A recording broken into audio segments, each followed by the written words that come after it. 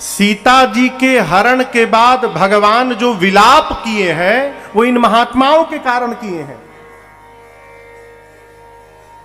भगवान कामी पुरुष की तरह नाचने लगे, रोने लगे, बिलखने लगे, कामिन की दीनता दिखाई।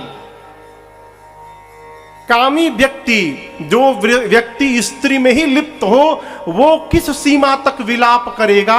राम जी उस सीमा तक पहुंचकर विलाप करने लगे, रोने लगे। जब मुनि लोग भगवान को रोता देखे, सारे महात्मा अपन अपन पत्थर आश्रम से बाहर फेंके निकाल के, अरे भगवान बचाओ प्रभु। क्यों? जब ये भगवान को रुला रही है तो हम लोग की क्या गिनती। भगवान ऐसे रो रहे हैं, यदि ये भगवान को भी नहीं छोड़ रही है, उनको भी रुला रही है, तो हमको तो कहीं लायक हम लोग नहीं रहेंगे। सारे महात्मा शादी ब्याह का सपना छोड़कर अपन अपन पत्थर बाहर निकाले, भूल के ना स्त्री बन जाए। सकल मुनिन के आश्रमन जाय जाय सुख दीन। अगस्त ऋषि के कहने पर भगवान पंचवटी में बैठे। एक दिन वहां शूर्पणखा आई। शूर्पणखा को जानते हैं आप लोग? कौन थी? रावण की बहन। अच्छा, उसका नाम शूर्पणखा क्यों पड़ा?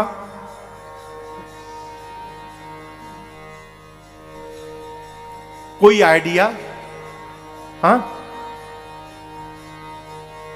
नखा मतलब, नख मतलब नाखून, नख मतलब, सूप मतलब सूप।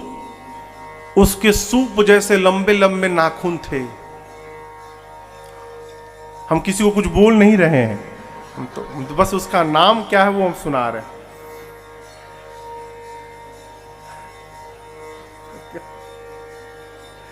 एक घर में मैं गया पूज्य महाराजा श्री के साथ, मैं अपनी आंखों के सामने की बात बताऊं। उस घर में एक बिटिया के दोनों हाथ कितने बड़े बड़े नाखून। एक सामान गिर गया, वो उठा नहीं पाई, इतने बड़े बड़े नाखून थे कि वो पकड़ में ही ना आवे। शूर्पणखा पहुंची। देखिए, हम किसी का विरोध नहीं कर रहे हैं, ये तो विनोद की बात आई, मैंने आपको सुना दी। शूर्पणखा पहुंची, रावण की बहन। पंचवटी सो गई एक बारा गई। भगवान के पांव के चिन्ह दिखाई पड़े उसको। सोचने लगी जिसके पांव के इतने चिन्ह सुंदर हैं वो कितना सुंदर होगा। चिन्ह का पीछा करते करते पहुंची राम जी के पास। दूर से देखा, सुंदर रूप दिखाई पड़ा, स्वयं सुंदर रूप बनाई नकली। राम जी के पास पहुंच जाके लगी बोलने, तुम सम पुरुषन मो सम नारी, तुम सम पुरुषन मो सम नारी, यह संजोग विधि रचा विचारे, यह संजोग विधि रचा विचारे, तुम अनुरूप पुरुष जग माहे, मम अनुरूप पुरुष जग माहे, देख्यो खोज लोक तिहु नाहे, देख्यो खोज लोक तिहु नाहे, आते अब लगी रहूं कुंवारी, आते अब लगी रहूं कुंवारी, मन माना कछ तुम ही निहारे, मन माना कछ तुम ही निहारे। शूर्पणखा राम जी के पास नकली रूप बनाकर गई। जाकर एक सांस में बोली, 3 लोक 14 भुवन घूम घूम के यहां आई हूं, कहीं भी न मेरे सुंदर मेरे अनुरूप कोई दूल्हा लड़का दिखाई नहीं पड़ा, न तुम्हारे जैसा सुंदर कोई दिखाई पड़ा, न मेरी जैसी सुंदर कोई लड़की दिखाई पड़ी। हम तुम मिले नहीं हैं सुंदर लड़के, हम तुम मिलाए गए हैं। किसने मिलाया? ब्रह्मा जी ने। क्यों मिलाया है जानते हो? हम तुम शादी कर लें, शादी कर लें। आगे कहती, देखो जितनी मैं सुंदर हूं 100% तो मेरे लायक तुम नहीं हो, लेकिन मैं एडजस्ट कर लूंगी, काम चल जाएगा। हाँ, मन माना कछु तुम ही निहारी, तुमको देखकर मेरा मन थोड़ा सा मान गया है। अब मैं तैयार हूं शादी के लिए, कर लिया जाए। राम जी सुने तो मन में सोचे कि ये स्वयं दूल्हा ढूंढ रही है अपने लिए, तो जो लड़की स्वयं अपने लिए दूल्हा ढूंढ रही हो वो कितने संस्कारित घर से आई है, इसका परिचय तो स्वयं दे दी। और आगे कह रही है कि हमको देखकर मन थोड़ा सा माना है, यानी हमसे सुंदर मिलेगा भाग जाएगी छोड़ के। भगवान ने कहा अभी प्रैक्टिकल कर लो। अब यहां दर्शन करिए, सीता चितई कही प्रभु बाता। शूर्पणखा भगवान से इतनी बातें बताई हैं, लेकिन राम जी उसको देखे भी नहीं, राम जी मैया को देखते रहे। इसका क्या मतलब? राम जी इशारे इशारे में कहना चाहते हैं कि तुम कह रही हो कि तुम्हारी इतनी सुंदर कोई नहीं मिली और हमारी नजर इनसे कहीं नहीं हट रही है, तो हम तुमको क्यों देखने जाएं? प्रभु मां को ही देखते रहे और बोले इधर मत आओ, उधर जाओ। बोली कहां? बोले उधर जाओ, अहै कुंवार मोर लघु भ्राता। उधर जाओ, मेरा छोटा भाई कुंवारा है। लक्ष्मण जी कुंवारे हैं क्या? लक्ष्मण जी कुंवारे हैं, तो राम जी झूठ क्यों बोल रहे हैं? विनोद में क्यों बोले कि ये आकर बोली थी कि ताते अब लगी रही हूं कुंवारी, तुम्हारी इतना सुंदर कोई नहीं मिला इसलिए अब तक कुंवारी हूं। एक नंबर की झूठी है ये। इसके पति का नाम था विद्युत जिह्वा, जिसको रावण मार चुका है देवेंद्र भैया, अपने बहनों को ही मार डाला था। स्वयं शादीशुदा थी और भगवान से बोल रही कि कुंवारी हूं। भगवान बोले जिस तरह तुम कुंवारी हो उसी तरह मेरा छोटा भाई कुंवारा है, वहीं पर जाओ। गई, सुनी कि वो छोटका इनसे भी सुंदर है, पहुंची राम जी के पास, लक्ष्मण जी के पास। लक्ष्मण जी दूर से देखे, समझ गए तो शत्रु की बहन है, रावण की बहन। गई पास में, जाकर पूरा वही सीडी प्ले कर दी। 3 लोग 14 भुवन घूमी हूं, कोई नहीं मिला, हम तुम मिले क्यों मिले, ब्रह्मा जी मिलाए क्यों मिलाए, शादी कर ले, मन मेरा कहीं नहीं मारा, तुमको देखकर थोड़ा सा मान गया है, बोलो क्या विचार है? लक्ष्मण जी बोले चुप रहो, पहले ही बताओ हमको जानती हो? बोली वहां आपके भाई साहब है, बोले हैं कि आप कुमार हैं। लक्ष्मण जी बोले हम खाली मारत हैं बस, कुमार ने हम मारिए देते हैं सब। अच्छा ये बताओ क्यों शादी करना चाहती हो? बोली रानी बनना है। लक्ष्मण जी बोले हमारे बारे में पहले जान लो, सुंदरी सुन, मैं उनकर दासा, मैं उनका दास हूं। तो बोली दास, अब वो कौन है? लक्ष्मण जी बोले प्रभु समर्थ कौशलपुर राजा, वो कौशलपुर के नरेश हैं, राजा हैं, मैं दास हूं।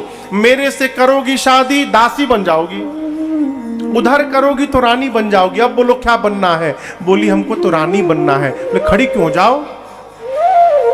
फिर पहुंची राम जी के पास, जाकर बोली आप झूठ क्यों बोले? आप बोल रहे थे आपका भाई है, वो तो दास निकला। राम जी बोले पढ़ाया तुम पढ़ ली? अरे छोटा भाई है, जाओ जाओ जाओ उसी के पास जाओ। राम जी फिर भेजे उसको लक्ष्मण जी के पास। लक्ष्मण भैया 2 बार कहा बर्दाश्त करने वाले, जैसे पहुंचे बोले इधर आओ। बोले शीशा में अपना चेहरा देखी हो? है शादी करोगे? मुख देखी हो? तुम्हारा वर्ण वही करेगा जो लज्जा को तिनके के समान त्याग करके बैठा है। चली आई शादी करने। अरे इतना अपमान, क्रोध में आ गई, विकराल रूप धारण की। किसने? किसने? शूर्पणखा धारण करके दौड़ी सीता मैया की ओर। राम जी सीता मैया को भयभीत देखे, लक्ष्मण जी से बोले भाई। लक्ष्मण जी बोले जी भैया काट दो।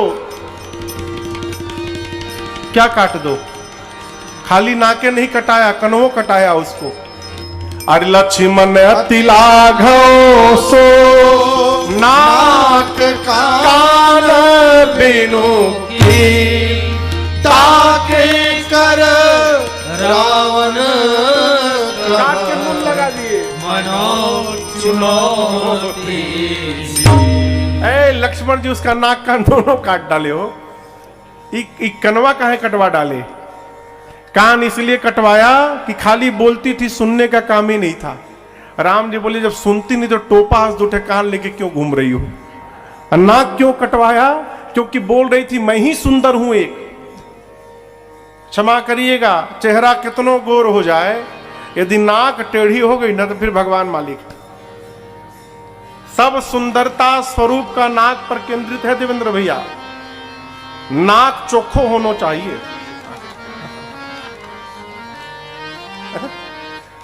भगवान बोले कह रही थी बहुत सुंदर हूं, काटो इसका नाक, तुरंत काटो। मैं बोलता हूं काटो इसका नाक। भगवान ने इशारा किया। क्या इशारा किया? महापुरुष कहते हैं भगवान ने 4 उंगली दिखाई, आकाश दिखाया, धरती दिखाई और ऐसे इशारा किया। लक्ष्मण जी समझ गए 4 उंगली यानी 4 वेद जिनसे सुने जाते हैं, दाहिना कान। आकाश दिखाया, आकाश की तन मात्रा है शब्द, शब्द जिससे सुने जाते हैं यानी दूसरा बायां कान। धरती दिखाया, धरती की तन मात्रा है गंध, गंध जिससे ली जाती है यानी नासिका, नाक, तीनों काटो। लक्ष्मण जी तुरंत काट डाले, काट के उसके हाथ पे रख दिए, बोले मिला लो, एक ठे नाक 2 ठे कान, बराबर है ना। यहां लिखा है ताके कर, नाक कान काट के दोनों सजा के रख दिए, हाथ पर हथेली पे रखो। अब बोले कि ले जाके रावण को देना, गिनवा देना, 2 ठे कान 1 ठे नाक, और कहना कि हमने चुनौती भेजी है रावण को। ऐ शूर्पणखा गई। यहां गोस्वामी जी कहते हैं नाक से और कान से खून का फव्वारा निकल रहा था, फुहारा। अब सोचिए लाल का फुहारा किधर से, 2 ठे इधर से निकले, कैसा स्वरूप हुआ होगा। पहुंची खरदूषण के पास, खरदूषण त्रिशरा देखते आवेश में आ गए, चले विशाल सेना लेकर राम जी के पास मारने। राम जी ने ऐसी माया रच दी कि दोनों आपस में ही लड़के मर गए। क्यों? सब देखिए खरदूषण की सेना में सब एक दूसरे को राम देखने लगे, आपस में ही सब दूसरे को राम देखने लगे और आपस में बाण चला के सब मर गए। जब पूरी सेना खरदूषण तीसरा समाप्त हो गए, तब शूर्पणखा पहुंची कहां? रावण के पास। अब यहां एक आपको अंतरंग बात सुनाऊं, ये पहले रावण के पास क्यों नहीं गई? जबकि लक्ष्मण जी ने कहा था कि जाके रावण को देकर कहना, अपना नाक कान कहना मैंने चुनौती भेजा है, क्यों नहीं गई? जाना चाहिए था ना। खरदूषण के पास क्यों आई? शूर्पणखा जानती है कि जितना बल रावण में है उतना ही बल खरदूषण में भी है। जिस समय रावण ने शूर्पणखा के पति का वध किया, शूर्पणखा उसी समय सौगंध ली थी कि रावण तुम्हारा सर्वनाश करा के रहूंगी मैं। मन में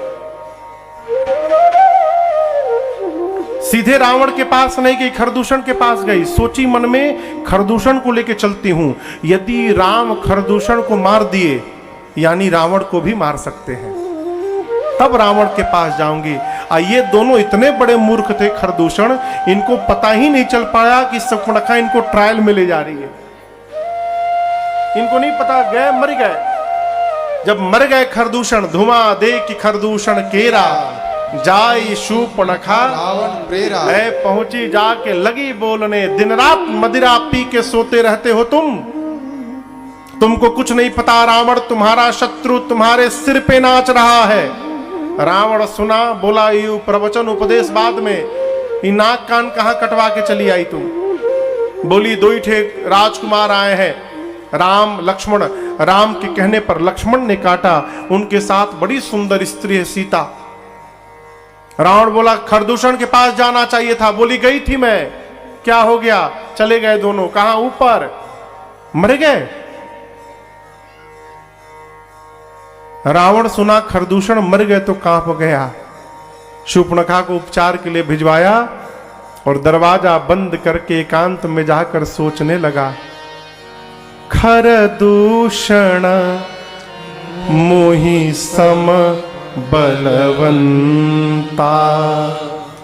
तिनहि को मारे बिनु भगवंता।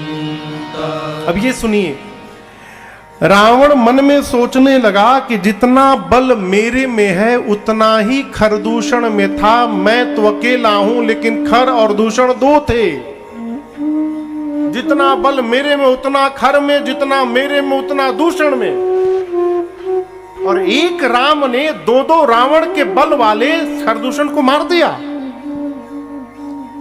बिना भगवान के खरदूषण मरने वाले नहीं है। इसका मतलब राम भगवान है, भगवान ने अवतार ले लिया है। अब रावण जैसे विश्वास में हुआ कि राम भगवान है, बेचैन हो गया। सोचने लगा भगवान आ गए हैं, मुझे भी मुक्ति प्राप्त करनी है। कैसे मिलेगी मुक्ति? उठाया माला, अब बोला आज से भजन शुरू करता हूं। 5 मिनट माला जपा, उसके बाद से आलस आया और माला हाथ से छूट गई। कहने लगा होई भजन न तामस देहा, तामसी शरीर है, मैं चाह के भी भजन करने वाला। उपाय क्या है? तो रावण ने निर्णय किया, भजन नहीं कर सकता हूं तो क्या हो गया, युद्ध तो कर ही सकता हूं, मैं राम से युद्ध करूंगा। और कहता है तो मैं जाई, यहां समझिए, रावण कहता है राम न आएंगे, मैं जाऊंगा। मैं जाई बैर हठी करी हूं, राम बैर नहीं करेंगे, उनका स्वभाव नहीं है, मैं हठ पूर्वक बैर करूंगा। और युद्ध में प्रभु सर प्राण, भगवान के बाण से प्राण तजे भवतरी हूं, प्राण त्याग करके राम के बाण से मैं भी मुक्ति प्राप्त कर लूंगा, इसके अलावा दूसरा कोई मार्ग नहीं बचा। इसका क्या मतलब? इसका मतलब है रावण भी भगवान को जानता था, उसके पास दूसरा कोई उपाय ही नहीं बचा युद्ध छोड़कर। गया मारीच के पास, वही मारीच जिसको भगवान ने यज्ञ रक्षा में बिना फर का बाण मारा था, उसी मारीच के पास गया। अब सुनिए, इधर पंचवटी में लक्ष्मण जी कहीं गए हैं, एकांत में राम जी और सीता जी बैठे हैं। प्रभु बोले, सीता मैं अब लीला करना चाहता हूं। मां ने कहा, जो आज्ञा प्रभु। राम जी बोले, रावण ने अब तक मेरे प्रति कोई अपराध नहीं किया है, और जब तक वो मेरे प्रति अपराध नहीं करेगा मैं उसे कैसे मारूंगा, तो मैं चाहता हूं कि वो अपराध करे। सीता मैया बोली, मुझे क्या करना है?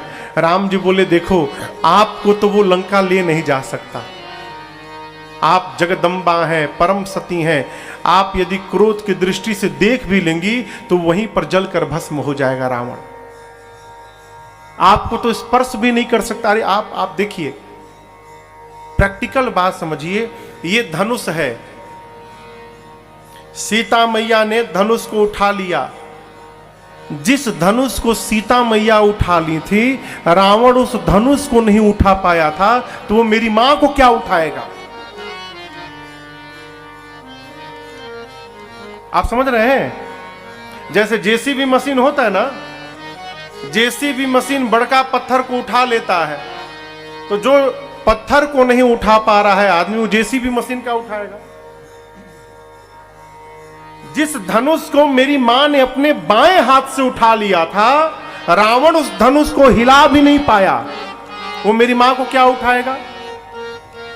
प्रभु ने कहा कि रावण जब तक आपको नहीं ले जाएगा लंका, तब तक मुझे उसको मारने का कारण मिलने वाला, और वो आपको ले ही नहीं जा पाएगा। मां ने कहा, प्रभु क्या आज्ञा है?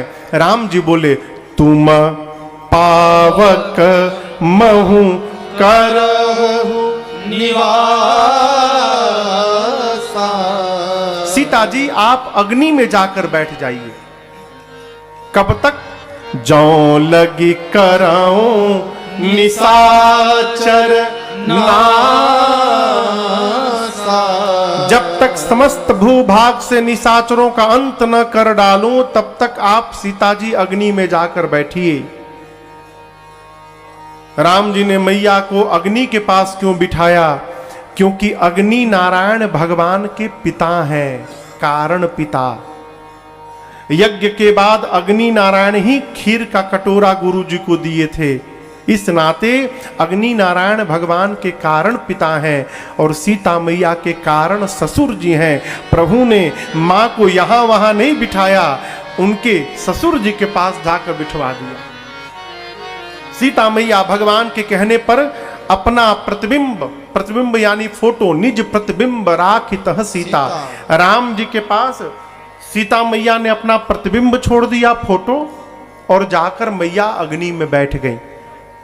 अब इसको समझिएगा, रावण मेरी मां का हरण नहीं किया, किसको ले गया था? फोटो, प्रतिबिंब। और इस बात को केवल दो लोग जानते हैं। सोचिए कौन कौन लोग? एक राम जी, दूसरे सीता मैया। लक्ष्मण जी भी नहीं जान रहे हैं कि ये सीता जी नकली सीता जी हैं। लक्ष्मण हूं यह मरम, तो रावण कैसे जानेगा? विशेष करके माई लोग चिंता करती हैं हमसे। कथाओं में पहले बहुत माताएं कहती थी, महाराज आप राम जी की कथा गाते हैं, राम जी इतने अच्छे थे तो सीता जी की अग्नि परीक्षा क्यों लिए? कोई परीक्षा नहीं थी, ये सब नाटक था। अग्नि में असली सीता जी बैठी हैं और लंका से जो सीता जी आई हैं वो नकली सीता जी हैं। राम जी जानते हैं कि यहाँ से निकलने के बाद जैसे अयोध्या पहुँचूंगा मैं, जाने के साथ ही अभिषेक होने वाला है। मेरे एकांत मुझे नहीं मिलेगा कि मैं सीता जी को अग्नि से एकांत में बाहर कर लूँ। और क्या मैं नकली सीता जी के साथ अभिषेक कराऊंगा? अस्तु भगवान को विवश होकर अग्नि परीक्षण की रचना करनी पड़ी, जिसमें प्रतिबिंब की सीता जी जाके जल गईं और असली सीता मैया अग्नि से बाहर निकल के चली आई और इस रहस्य को कोई नहीं जान पाया। मां अग्नि में जाके बैठ गई, प्रतिबिंब राम जी के पास छोड़कर। इधर मारीच पहुंचा, मारीच के पास रावण पहुंचा। यहां दर्शन करिए, जाकर रावण बड़े प्रेम से हाथ जोड़कर मामा मारीच को दशानन दंडवत प्रणाम करता है। मामाश्री प्रणाम किया हाथ जोड़ के। यहां गोस्वामी जी कहते हैं, बदमाश आदमी, दुष्ट आदमी जब मीठा बोलने लगे सावधान हो जाइए। नवनी नीच के अति दुखदाई, जिमि धनु अंकुश उरग बिलाई। दुष्ट प्रकृति का व्यक्ति जब जब मधुर बात बोले, विनम्रता दिखाए, सावधान हो जाइए। क्यों? अब ये घात करने वाला है। बिल्ली जब आगे झपट्टा मारती है तो जागे जाने के पहले बिल्ली पीछे शरीर खींचती है। धनुष पर बाण रखकर जब धनुष को पीछे खींचा जाता है तो बाण आगे जाकर प्रहार करता है। सांप को डसना होता है तो सांप फन को पहले पीछे ले जाता है, फिर फुंकार मारता है। उसी प्रकार दुष्ट व्यक्ति जब जब पीछे जाए, विनम्रता दिखाए, इसका मतलब अब ये घात करने वाला है, प्रहार करने वाला है, सावधान। दुष्ट व्यक्ति के मुख से मीठा वचन कैसा लगता है जानते हैं? जिमी अकाल के कुसुम भवानी। अकाल मतलब सूखा पड़ा हो, चारों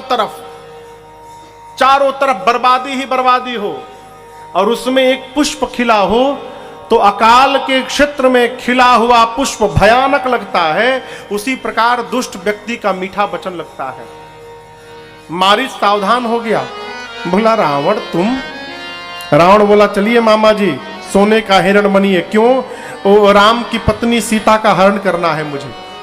मारीच बोला दिमाग ठीक है? ये वही राम है जिसने बिना फर का बाण मुझे मारा, मैं 100 योजन दूर आकर गिरा यहां पर। जिस राम ने ताड़का को मार दिया, जिस राम ने खरदूषण त्रिसरा को मार दिया, जिस राम ने सुबाहु को समाप्त कर दिया, जिसने तुम्हारे सामने शिव के पिनाक को खंड खंड कर दिया, उस राम को तुम मनुष्य जानते हो? भजन करो, शरण में चले जाओ, राम के कल्याण हो जाएगा। मारीच बोला प्रवचन सुनने नहीं आया हूं। रावण बोला चलते हो कि नहीं चलते हो? साफ हां ना में उत्तर दो। मारीच बोला जाऊंगा तो राम मार देंगे। रावण बोले ना बोल के देखो, मैं अभी मार दूंगा तुमको। राम तो जाएंगे, जाओगे तब न मारेंगे। तुम ना बोलो, मैं अभी मार दूंगा। यहां गोस्वामी जी सूत्र देते हैं, जीवन में 9 प्रकार के लोगों से कभी बैर नहीं करना चाहिए। 9 ही विरोधे नहीं कल्याणा। 9 व्यक्ति कौन? पहला व्यक्ति शस्त्री, जो हथियार रखा हो, शस्त्र रखा हो, बंदूक रखा हो, ऐसे आदमी से बैर नहीं करना चाहिए, निकाल के मार देगा। मर्मी, जो आपका मर्म जानता है, मर्म यानी आपका भेद जो जानता है, उस व्यक्ति से बैर नहीं करना चाहिए, कभी भी आपका भेद खोल देगा। एक आदमी का एक बेटा था 6 साल का। 5 साल तक रेलवे में टिकट नहीं लगती, नहीं लगता ना, यहाँ का भारत में 5 साल तक फ्री है। तो वो 5 साल बता के लड़के का टिकट नहीं बनवाया आपने, और लड़का था 6 साल के। लड़के को पता चल गया बाबूजी का मरम कि बाबूजी झूठ बोल के हमारे 5 साल लिखवाए हैं और टिकट हमारा नहीं बना है। तो अब ट्रेन खुली, जैसे कोई खाने वाला झाल मुड़ी निकला, बाबूजी झाल मुड़ी, तब बैठो अभी, बता देंगे हम।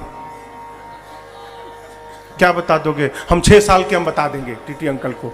चुप चुप चुप चुप चुप चुप, बताओ। झाल मुड़ी को झाल मुड़ी दो, झाल मुड़ी खिलाया। 5 मिनट बाद तो फ्रूटी गया, बाबूजी फ्रूटी अभी नहीं खाया, बता देंगे, फ्रूटी खिलाओ। वो 200 रुपया का टिकट बचाए थे, 3 घंटा में 500 रुपया का एक खा गया था। अंत में बोले कि तुम बता दो, अब तुम बता ही दो, एक ही बार इस तरह लगेगा हम दे देंगे। ये क्या है? मर्मी। जो आपका मर्म जानता हो उससे बैर नहीं करना चाहिए। शस्त्री मर्मी। तीसरा, प्रभु, जो आपका स्वामी है उससे बैर नहीं करना चाहिए। स्वामी सदैव स्वामी होता है, गुरु सदैव गुरु होता है, शिष्य कभी गुरु नहीं बन सकता। बहुत पहले कहानी सुनी थी मैंने, एक तलवार चलाने वाले गुरु जी थे, तलवार चलाना सिखाते थे देवेंद्र भैया। एक उनका बड़ा प्रिय शिष्य था, उसको जितनी कलाएं थी, जितने तरीके थे तलवारबाजी का, सब सिखा दिए। जब चेला एकदम निपुण हो गया तलवार चलाने में, देखा कि अब गुरुजी सब हमको सिखा दिए, कुछ नहीं बचा, तो मन में सोचा गुरुजी रहेंगे तो हमारी पूछ कैसे होगी। गुरुजी को रास्ते से हटाओ, गुरुजी को ही ललकार दिया। अब गुरुजी सोचे ये तो युवान है, मैं वृद्ध हो चुका हूं, इसके इतना बल तो मेरे में है नहीं। ललकार दिया कि हमको हराइए आप, चैलेंज कर दिया। गुरुजी बोले ठीक है बेटा, तिथि निर्धारित भई, अमुक तारीख को अमुक मैदान में सुबह 10 बजे से द्वंद्व शुरू होगा, तलवार का युद्ध। म्यान जानते हैं? म्यान किसे कहते हैं? जिसमें तलवार रखा जाता है। गुरुजी ने 20 फीट लंबे म्यान का ऑर्डर दिया। कितने लंबे? 20 फीट, केवल म्यान था, म्यान का ऑर्डर दिया। चेले को पता चला, रही गुरुजी 20 फीट लंबा म्यान, यानी इतना लंबा तलवार। अब पता चला लंबा तलवार रहेगा, मेरे पास आएंगे नहीं, दूर से ही हमको मार देंगे, ये चालाकी है ना। अच्छा, उसने 30 फीट लंबे तलवार म्यान का ऑर्डर दिया। तो गुरुजी खाली ढक्कन बनवाए थे 20 फीट का, उसमें तलवार छोटके रखे थे। अब वो 30 फीट लंबा तलवार म्यान दोनों बनवाया। 4 आदमी उठा के तलवार उसके पीछे पीछे लेकर आए, इधर गुरुजी के आए, आमने सामने दोनों खड़े भय, विशिल बजा। अब वो 30 फीट तलवार अभी निकाल ही रहा था, तब तक गुरुजी छोटका तलवार निकाल के उसके गर्दन पर रख दिया। अब बोलो, चरणों में गिर गया। ये क्या है? प्रभु, स्वामी सदगुरु सर्वकाल गुरुत्व से संपन्न होता है। सदगुरु से, स्वामी से, प्रभु से वैर नहीं करना चाहिए। शस्त्री मर्मी, प्रभु सठ यानी मूर्ख व्यक्ति। मूर्ख व्यक्ति से कभी नहीं उलझना चाहिए, वो मूर्खता में ही आपको समाप्त कर देगा। शस्त्री मर्मी, प्रभु सठ धनी, धनवान व्यक्ति से नहीं उलझना चाहिए, आपको समाप्त कर देगा। वैद्य, डॉक्टर से नहीं उलझना चाहिए, नहीं तो मांस में देने वाला सुई वेन में चढ़ा देगा, सीताराम हो जाएंगे आप। वैद्य, बंदी यानी जो बिरदावली गाते हैं, उनसे विरोध नहीं करना चाहिए, नहीं तो आपके दुष्प्रचार में बिरदावली गाने लगेंगे। शस्त्री मर्मी, प्रभु सठ धनी, वैद्य, बंदी, कवि लोग से विरोध नहीं करना चाहिए, नहीं तो आपके निंदा की कविता बनाकर और मंच पर जाकर लेंगे कविता पाठ करने। और नवा है भानुस गुनी, रसोईया, भंडारी जी से कभी विरोध नहीं करना चाहिए। है न तो न जाने काम मिला के भोजन में दे दे, भगवान ने मालिक है। मारीच मन में सोचा इन 9 से विरोध नहीं करना चाहिए। रावण शस्त्री भी है, मर्मी भी है, मेरा जानता है मैं पहले कौन था। प्रभु भी है, असठ तो है, धनी भी है, इससे विरोध करने में कुछ होने वाला नहीं है। मारीच ने सोचा अब मरना तो तय है, लेकिन इस पापी के हाथों क्यों मरा जाए, चल के भगवान के हाथों मरा जाए।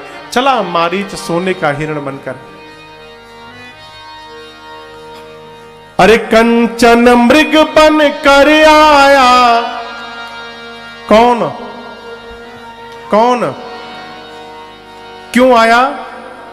सिया का अपहरण कराने,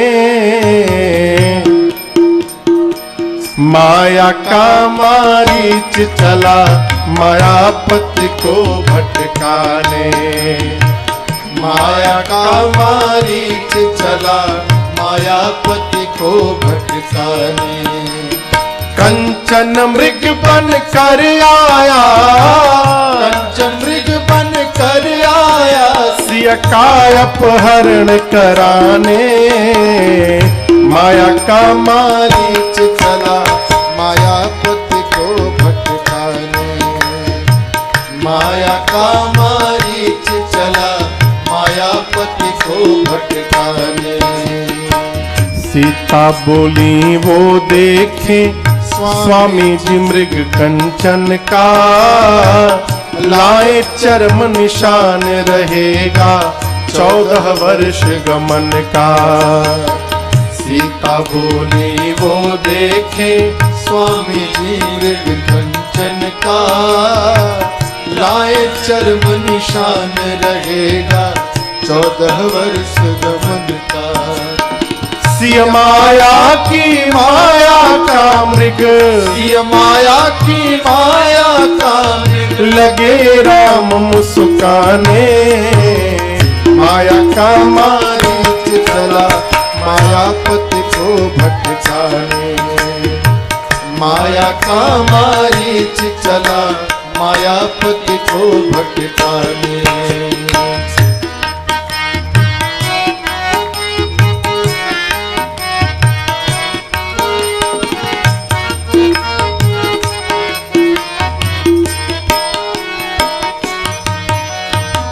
माया सोना है इसके आगे यह जगत खिलौना, कितने लोगों को जीवन भर सोने दिया न सोना। माया सोना है इसके आगे यह जगत खिलौना, कितने लोगों को जीवन भर सोने दिया न सोना। सिय माया की माया का मृग राम चले सोने के पीछे, राम चले सोने के पीछे, हम सबको समझाने। माया का मारीच चला मायापति को भटकाने। माया का मारीच चला मायापति को भटकाने। कंचन मृग बन कर आया, कंचन मृग बन कर आया, सिय का अपहरण कराने। माया का मारीच चला मायापति को भटकाने। माया का मारीच चला मायापति को भटकाने। माया का मारीच चला मायापति को भटकाने। मारीच स्वर्ण मृग बनकर प्रभु की कुटिया के सामने पंचवटी में पहुंचा है। सीता मैया ने राम जी से उस मृग की चर्म को लाने के लिए कहा। प्रभु बाण लेकर चले और बहुत दूर तक रघुनाथ जी गए। भगवान चाहते तो पंचवटी में बैठकर बाण चला देते तो वो मारीच समाप्त हो जाता। जयंत के पीछे बाण लेके दौड़े नहीं थे राम जी, वहीं से बैठे बैठे चलाए थे। जयंत तीनों लोग भागता था। आज राम जी जानते हैं जब तक मैं यहां से नहीं जाऊंगा तब तक रावण को आने का